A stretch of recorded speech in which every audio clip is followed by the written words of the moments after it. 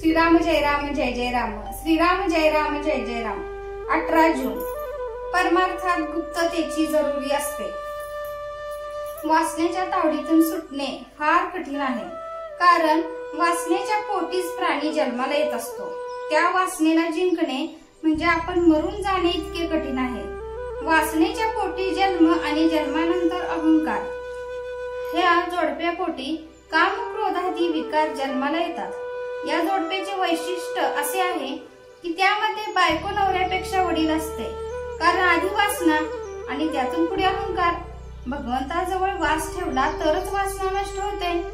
प्रपंच मुळात चांगलाही नाही आणि वाईटही नाही। प्रपंचातील वासना बाहेर काढणे याचेच नाव परमार्थ।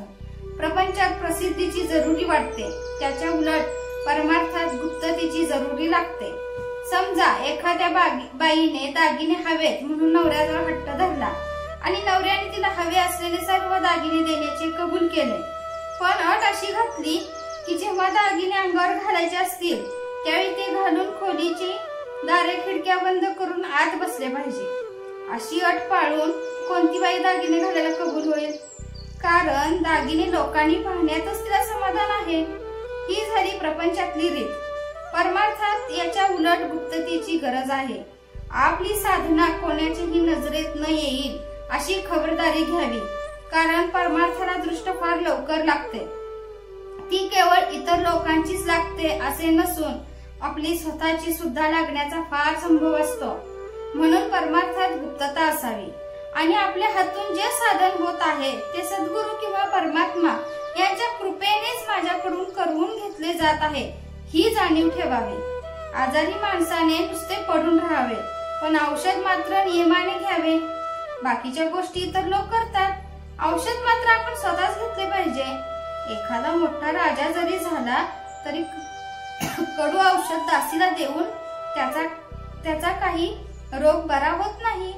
त्याचप्रमाणे परमार्थात भगवंताचे स्मरण ठेवण्याचे काम आपल्या स्वतःलाच करायला पाहिजे, उगीच कुणाच्या नादी लागू नये। परमार्थ म्हणजे काय करायला पाहिजे हे नीट समजावून घ्या आणि मग त्या मार्गाने जा।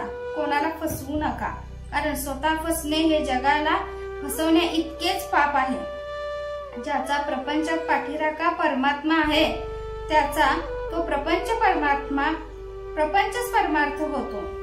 उलट ज्याचा पाठीराखा अभिमान आहे त्याचा परमार्थ देखील प्रपंचच म्हटला पाहिजे।